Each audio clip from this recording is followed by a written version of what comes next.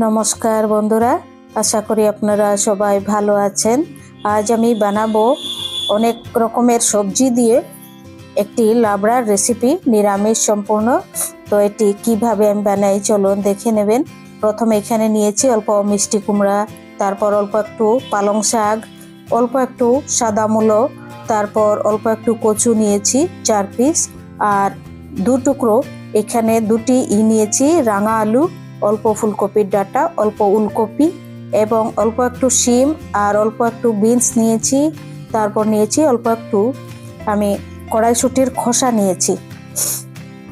এখন ফোড়নে দিয়ে দিচ্ছি অল্প একটু 5 ফোড়ন আর শুকনা লঙ্কা, তেজপাতা। ফোড়নগুলি একটু প্রথমে ভেজে নিচ্ছি।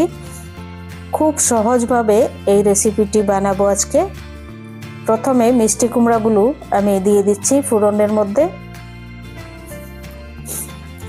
2-3 মিনিট মিষ্টি কুমড়াটা ভেজে নিচ্ছি। প্রথমে মিষ্টি কুমড়োগুলো 2-3 মিনিট ভাজার পর দিয়ে দেব এই যে কেটে রাখা সবগুলো সবজি। ফুলকপির ডাঁটা আছে, শিম আছে, বিনস আছে, তারপর কড়াইশুঁটির খোসা, রাঙা আলু আর অল্প একটু কচু একসাথে দিয়ে দিলাম সব।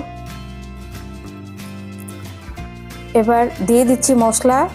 2 চামচ জিরা ধনিয়া পাউডার, 1 চামচ লবণ, 1 চামচ হলুদ, 1 চামচ আদা কুচি আর 1 চামচ কাশ্মীরি লাল লঙ্কা পাউডার।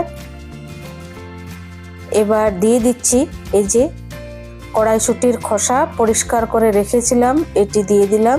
দারুণ মিষ্টি। এবার দিয়ে দিচ্ছি অল্প একটু সামান্য পালং শাক।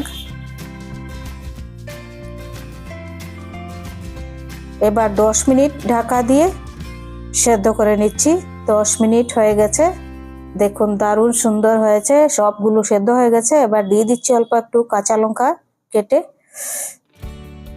দারুণ সুন্দর সেদ্ধ হয়েছে, খুব সুন্দর গন্ধ বেরিয়েছে। এইরকম ভাবে লাবড়ার রেসিপি বানিয়ে দেখবেন, দারুণ লাগবে খেতে। আর সবগুলো মিষ্টি সবজি, এর জন্য আমি চিনিটা ব্যবহার করিনি, এখানে সবই মিষ্টি। এখন অল্প একটু আধা চামচ ঘি দিয়ে তরকারিটি নামিয়ে নেব। এই মিক্স সবজির লাবড়াটা দারুণ লাগবে খেতে। ঘি দিয়ে দিচ্ছি আধা চামচ।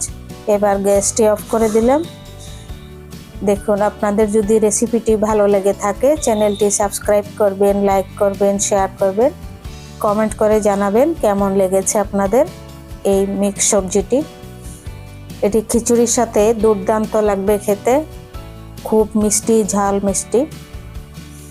রাঙা আলু আর মিষ্টি কুমড়া প্রচণ্ড মিষ্টি, তাই আমি চিনিটা দেইনি।